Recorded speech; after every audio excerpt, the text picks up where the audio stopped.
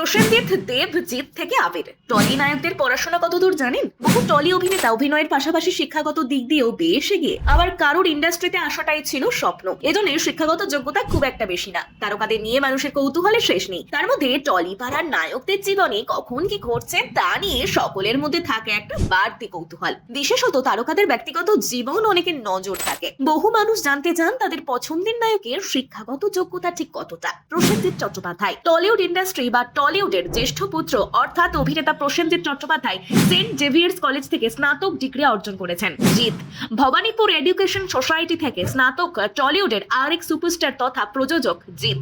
দেব Tollywood অভিনেতা, প্রযোজক তথা তৃণমূল কংগ্রেসের সাংসদ দেব পুনের ভারতীয় বিদ্যাপীঠ থেকে কম্পিউটার সায়েন্সে ডিপ্লোমা ডিগ্রি পাশ করেছেন।